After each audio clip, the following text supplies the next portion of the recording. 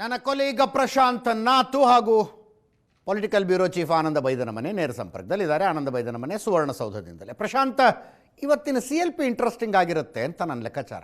ಶಾಸಕಾಂಗ ಪಕ್ಷದ ಸಭೆಯಲ್ಲಿ ನೋಡಿ, ಬೇಳೂರು ಗೋಪಾಲಕೃಷ್ಣ ಅವರು ಎಷ್ಟು ಸ್ಟ್ರಾಂಗ್ ಆಗಿ ಹೇಳ್ತಿದ್ದಾರೆ. ಬಿಡಲ್ಲ, ನಾನು ಮಾತಾಡೋನೇ ಅಂತಾರವರು.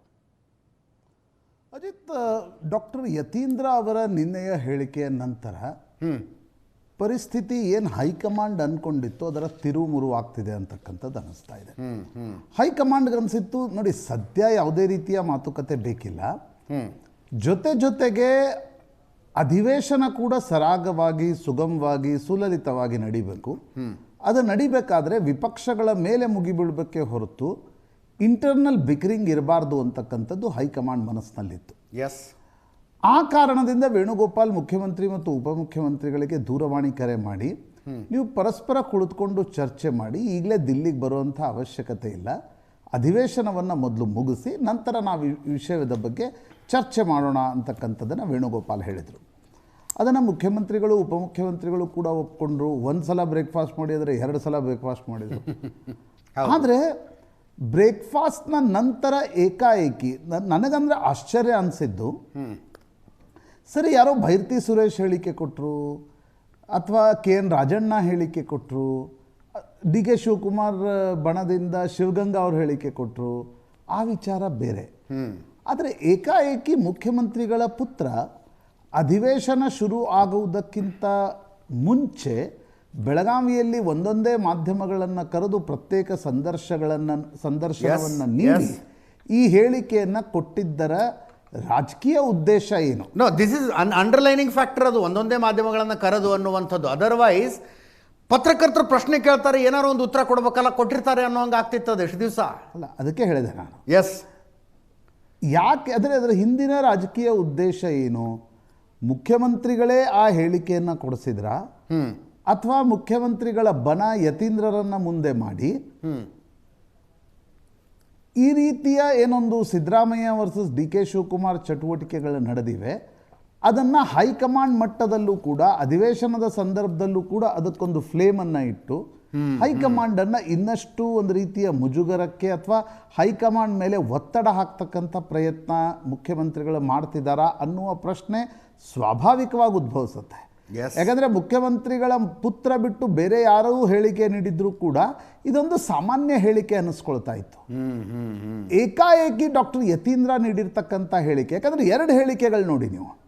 ಅವರು ಮೊದಲನೇ ಹೇಳಿಕೆ, ಮುಖ್ಯಮಂತ್ರಿಗಳು ರಾಜಕೀಯ ಜೀವನದ ಸಂಧ್ಯಾಕಾಲದಲ್ಲಿದ್ದಾರೆ, ಸತೀಶ್ ಜಾರಕಿಹೊಳಿ ಅವರ ಸೈದ್ಧಾಂತಿಕ ಉತ್ತರಾಧಿಕಾರಿ ಅನ್ನುವ ಹೇಳಿಕೆ ಕೂಡ ಸಾಕಷ್ಟು ವಿಮರ್ಶೆಗೆ ಕಾರಣವಾಗಿತ್ತು, ಹುಬ್ಬೇರಿಸುವಂತೆ ಮಾಡಿತ್ತು, ಸ್ವತಃ ಮುಖ್ಯಮಂತ್ರಿಗಳ ಬಣಕ್ಕೂ ಕೂಡ ಮುಜುಗರ ಆಗಿತ್ತು. ಈಗಿನ ಹೇಳಿಕೆ ಕೂಡ ಅದರ ಹಿಂದಿನ ಉದ್ದೇಶ ಏನು? ಅಥವಾ ಮುಖ್ಯಮಂತ್ರಿಗಳು ಸುಮ್ಮನೆ ಕುಳಿತುಕೋ ಅಂತಕ್ಕಂಥದ್ದನ್ನು ಹೇಳಿದರೂ ಕೂಡ ಡಾಕ್ಟರ್ ಯತೀಂದ್ರ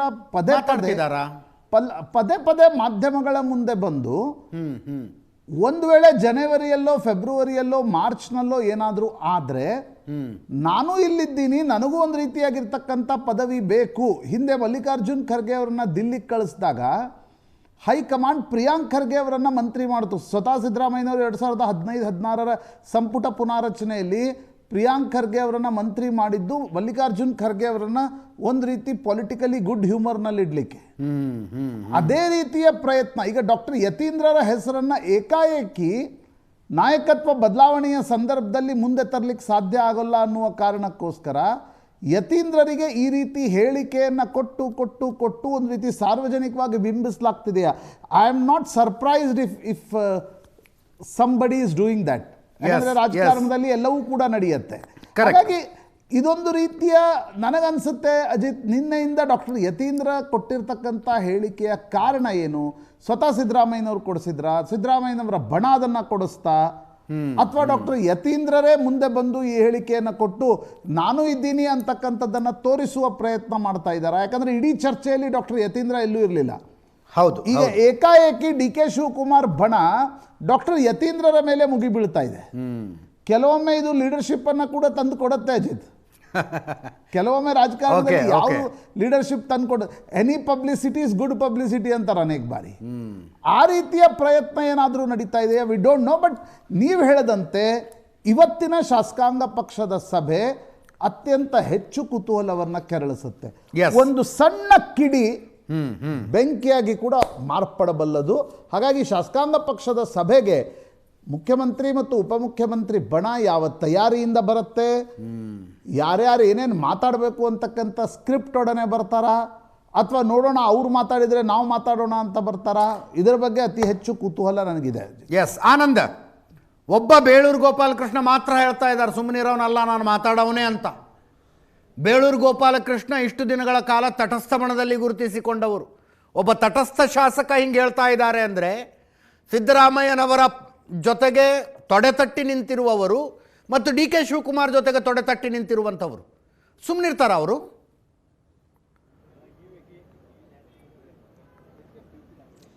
ಎಸ್, ನಿನ್ನೆ ಅಧಿವೇಶನಕ್ಕೆ ಆರಂಭದ ಮುನ್ನ ಯತೀಂದ್ರ ಸಿದ್ದರಾಮಯ್ಯ ಕೊಟ್ಟಿರ್ತಕ್ಕಂಥ ಹೇಳಿಕೆ ಇಡೀ ಕಾಂಗ್ರೆಸ್ಸಲ್ಲಿ ಒಂದು ರೀತಿ ಸಂಚಲನಕ್ಕೆ ಕಾರಣವಾಗಿದೆ. ಯತೀಂದ್ರ ಸಿದ್ದರಾಮಯ್ಯವರು ಕೊಟ್ಟಿರ್ತಕ್ಕಂಥ ಹೇಳಿಕೆ ಹಿನ್ನೆಲೆಯಲ್ಲಿ ಸಹಜವಾಗಿ ಕಾಂಗ್ರೆಸ್ನ, ಅದರಲ್ಲೂ ಮುಖ್ಯವಾಗಿ CM ಬಣದಲ್ಲಿ ಗುರುಸ್ಕೊಂಡಿರ್ತಕ್ಕಂಥ ಸಚಿವರುಗಳು, ಶಾಸಕರೇ ಒಂದು ರೀತಿ ಅತೃಪ್ತಿಯನ್ನು ವ್ಯಕ್ತಪಡಿಸ್ತಾ ಇದ್ದಾರೆ. ಈ ಸಂದರ್ಭದಲ್ಲಿ ಈ ಹೇಳಿಕೆ ಅಗತ್ಯ ಇಲ್ಲ ಅಂತಕ್ಕಂಥ ಮಾತನ್ನು ಅವರೇ ಹೇಳ್ತಾ ಇರುವಂಥದ್ದು. ಅದು ಪರೋಕ್ಷವಾಗಿ ಮಾಧ್ಯಮಗಳ ಮುಂದೆ ಹೇಳಿರ್ತಕ್ಕಂಥ ಈ ಎಲ್ಲ ಶಾಸಕರುಗಳು ಅವರು ಈ ಹಿಂದೆಯೂ ಕೂಡ ಹಲವು ಬಾರಿ ಹೇಳಿದರೆ ಈಗಲೂ ಕೂಡ ಹೇಳಿದ್ದಾರೆ ಅಂಥೇಳಿ ಅದನ್ನು ಒಂದು ತೇಪೆ ಹಚ್ಚುವಂಥ ಪ್ರಯತ್ನವನ್ನು ಮಾಡಿದರೂ ಕೂಡ ಅಂತಿಮವಾಗಿ ಯತೀಂದ್ರ ಸಿದ್ದರಾಮಯ್ಯ ಹೇಳಿಕೆ ಸರಿ ಇಲ್ಲ ಅಂತಕ್ಕಂಥ ಎಲ್ಲರಿಗೂ ಕೂಡ ಮನದಟ್ಟಾಗಿದೆ. ಆ ಕಾರಣಕ್ಕಾಗಿಯೇ ನಿನ್ನೆ ರಾತ್ರಿ ಗೋಕಾಕ್ ಜಿಲ್ಲೆಯ ವಿಭಜನೆಗೆ ಸಂಬಂಧಪಟ್ಟ ಹಾಗೆ ನಿಯೋಗ ಒಂದು ಮುಖ್ಯಮಂತ್ರಿಗಳನ್ನು ಭೇಟಿ ಮಾಡೋ ಸಂದರ್ಭದಲ್ಲಿ ಬೆಳಗಾವಿ ಅಲ್ಲಿದ್ದಂಥ ಸಚಿವರುಗಳು ಅನೌಪಚಾರಿಕವಾಗಿ ಮುಖ್ಯಮಂತ್ರಿ ಜೊತೆ ಚರ್ಚೆ ಮಾಡುವ ಸಂದರ್ಭದಲ್ಲಿ ಓಕೆ ಬೆಳಗಾವಿ ಜಿಲ್ಲೆಯನ್ನು ವಿಭಜಿಸಿ ಗೋಕಾಕ್ ಜಿಲ್ಲೆ ಮಾಡುವ ವಿಚಾರ ಸಂಬಂಧಪಟ್ಟ ಹಾಗೆ ಮುಖ್ಯಮಂತ್ರಿಗಳ ನಿಯೋಗ ಭೇಟಿ ಮಾಡಿತ್ತು. ಆ ಸಂದರ್ಭದಲ್ಲಿ ಅಲ್ಲಿದ್ದಂಥ ಸಚಿವರೆಲ್ಲರೂ ಕೂಡ ಅನೌಪಚಾರಿಕವಾಗಿ ಮುಖ್ಯಮಂತ್ರಿ ಜೊತೆ ಚರ್ಚೆ ಮಾಡುವ ಸಂದರ್ಭದಲ್ಲಿ ಒಂದು ಗಂಭೀರವಾದಂಥ ಒಂದು ಚರ್ಚೆಯನ್ನು ಮಾಡಿದ್ದಾರೆ. ಅಂದರೆ ಈ ಸಂದರ್ಭದಲ್ಲಿ ಇದು ಅನಗತ್ಯವಾಗಿರ್ತಕ್ಕಂಥ ಹೇಳಿಕೆ ಆಗಿತ್ತು, ಇದು ಅನಗತ್ಯವಾಗಿರ್ತಕ್ಕಂಥ ವಿವಾದವನ್ನು ಸೃಷ್ಟಿ ಮಾಡುತ್ತೆ, ಇದು ಬೇಡ ಆಗಿತ್ತು ಅಂತಕ್ಕಂಥನ್ನ ಬಹಳ ಸ್ಪಷ್ಟವಾಗಿ ಹೇಳುವ ಪ್ರಯತ್ನವನ್ನು ಕೆಲ ಸಚಿವರುಗಳು ಮಾಡಿದ್ದಾರೆ. ಅಂದರೆ ಅವ್ರು ಹೇಳ್ತಾ ಇರ್ತಕ್ಕಂಥದ್ದು ಈಗ ಅದರ ಅಗತ್ಯ ಇರಲಿಲ್ಲ, ಎಲ್ಲವೂ ಕೂಡ ತಿಳಿಯಾದ ಸಂದರ್ಭದಲ್ಲಿ ಇದು ಹೇಳುವಂಥ ಅಗತ್ಯ ಇರಲಿಲ್ಲ, ನಾವೇ ಅನಗತ್ಯವಾಗಿ ಇನ್ನೊಂದಿಷ್ಟು ಚರ್ಚೆಗೆ ಕಾರಣವಾಗ್ತಕ್ಕಂಥ ಅಂಶಗಳನ್ನು ನಾವೇ ಕೊಟ್ಟಂಗಾಗತ್ತೆ. ಬಿಜೆಪಿಯವರು ರಾಜಕೀಯವಾಗಿ ಟೀಕೆ ಮಾಡೋದು ಸಹಜ, ಆದರೆ DKC ಬಣದಲ್ಲಿ ಗುರುಸ್ಕೊಂಡಿರ್ತಕ್ಕಂಥ ಶಾಸಕರುಗಳು ಅದು ಪ್ರತಿಯಾಗಿ ಹೇಳಿಕೆ ಕೊಡ್ತಕ್ಕಂಥ ಅವಕಾಶಗಳು ಕೂಡ ಇರುತ್ತೆ ಮತ್ತು ಅವರೆಲ್ಲರೂ ಕೂಡ ಒಗ್ಗಟ್ಟು ಜಾಸ್ತಿ ಮಾಡ್ತಕ್ಕಂಥ ಸಾಧ್ಯತೆಗಳು ಕೂಡ ಇರುತ್ತೆ. ಮತ್ತು ನಾವೀಗ ಸುಗಮವಾಗಿರ್ತಕ್ಕಂಥ ಕಲಾಪವನ್ನು ನಡೆಸಬೇಕು ಅಂತಕ್ಕಂಥ ಲೆಕ್ಕಾಚಾರದಲ್ಲಿ ಇರುವಂಥ ಈ ಹಂತದಲ್ಲಿ ಶಾಸಕರಲ್ಲಿರ್ತಕ್ಕಂಥ ಒಗ್ಗಟ್ಟನ್ನು ಒಡಿತಕ್ಕಂಥ ಪ್ರಯತ್ನವೂ ಕೂಡ ಆಗುತ್ತೆ. ಮತ್ತು ಬಹಳ ಮುಖ್ಯವಾಗಿ ಯತೀಂದ್ರ ಸಿದ್ದರಾಮಯ್ಯರ ಹೇಳಿಕೆ ಇಲ್ಲಿಗೆ ನಿಲ್ಲೋದಿಲ್ಲ, ಬದಲಾಗಿ ಹೈಕಮಾಂಡ್ ಕೂಡ ಈ ಹೇಳಿಕೆ ಬಗ್ಗೆ ತಂದೆ ಆಗಿರ್ತಕ್ಕಂಥ ನಿರ್ಧಾರಗಳನ್ನು ತೆಗೆದುಕೊಳ್ಳುತ್ತೆ. ಹಾಗಾಗಿ ಇದು ವ್ಯತಿರಿಕ್ತವಾಗಿರ್ತಕ್ಕಂಥ ಪರಿಣಾಮಗಳು ಉಂಟು ಮಾಡ್ತಾ ಇರುವಂಥ ಹಿನ್ನೆಲೆಯಲ್ಲಿ ಇದರ ಅಗತ್ಯ ಇಲ್ಲ ಅಂತಕ್ಕಂಥದ್ದು ಸ್ವತಃ ಮುಖ್ಯಮಂತ್ರಿಗೆ ಹೇಳುವ ಪ್ರಯತ್ನವನ್ನು ಈ ಸಚಿವರು ಮಾಡಿದ್ದಾರೆ. ಅಷ್ಟಕ್ಕೆ ಸುಮ್ಮನಾಗದಂಥ ಯತೀಂದ್ರ ಸಿದ್ದರಾಮಯ್ಯ ಇವತ್ತು ಬೆಳೆಯೂ ಕೂಡ ಅದೇ ರೀತಿಯಾಗಿರ್ತಕ್ಕಂಥ ಹೇಳಿಕೆಯನ್ನು ಕೊಟ್ಟಿದ್ದೆ. ನಾನೇನು ಹೇಳಿದ್ದೇನೆ ಅಂತಕ್ಕಂಥ ಹೇಳಿಕೆ ಏನಿದೆ ಆ ಹೇಳಿಕೆಯನ್ನು ಮತ್ತೆ ಎಂಡಾರ್ಸ್ ಮಾಡ್ತಕ್ಕಂಥ ಪ್ರಯತ್ನವನ್ನು ಕೂಡ ಬೆಳಗ್ಗೆ ಮಾಡಿದರು.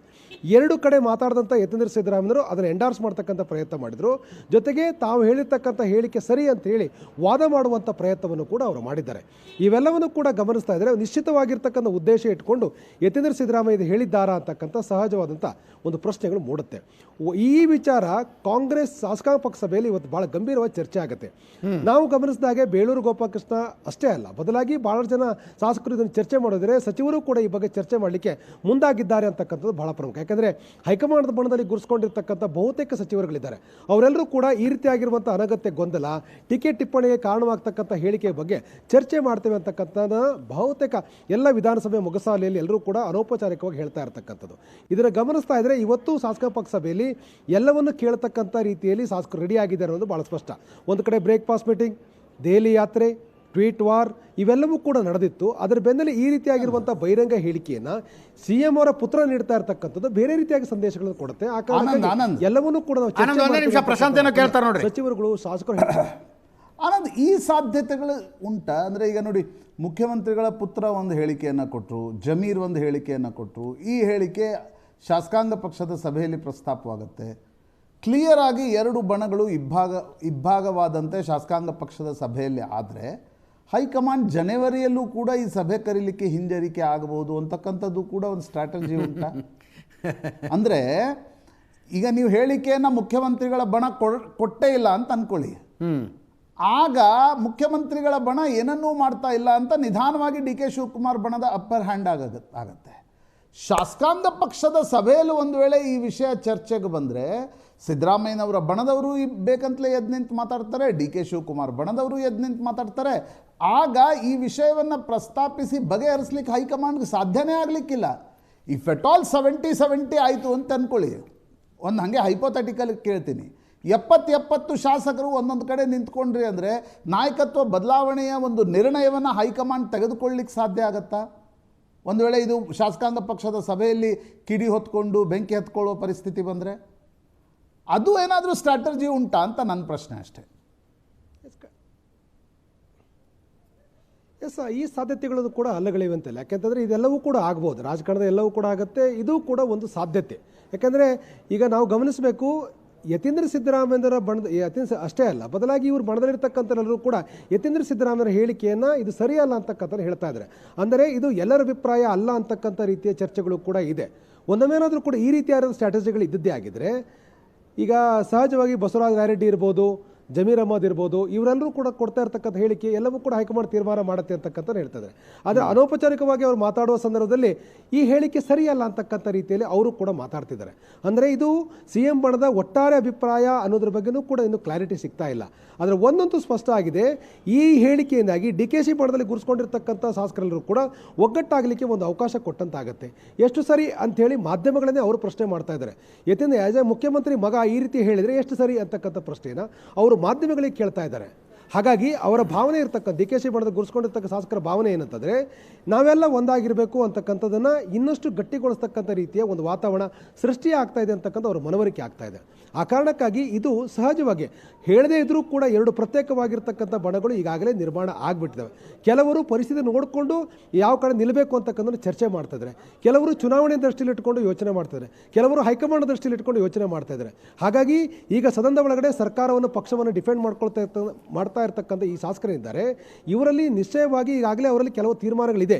ಈಗಾಗಲೇ ಒಂದು ರೀತಿ ಸ್ಪಷ್ಟವಾಗಿರ್ತಕ್ಕಂಥ ಗೆರೆ ಎಳೆಯುವ ರೀತಿಯಲ್ಲಿ ಗುಂಪುಗಳು ಸೃಷ್ಟಿ ಆಗ್ತಾ ಇರುವಂಥ ಈ ಸಂದರ್ಭದಲ್ಲಿ ಈ ರೀತಿಯ ಹೇಳಿಕೆ ಇನ್ನಷ್ಟು ಗುಂಪುಗಾರಿಕೆ ಮಾಡಲಿಕ್ಕೆ ಅವಕಾಶವನ್ನು ಮಾಡಿಕೊಡುತ್ತೆ ಅನ್ನುವಂಥ ಚರ್ಚೆಗಳು ಈಗಿರುವಂಥದ್ದು. ಪ್ರಶಾಂತ್. ಎಸ್.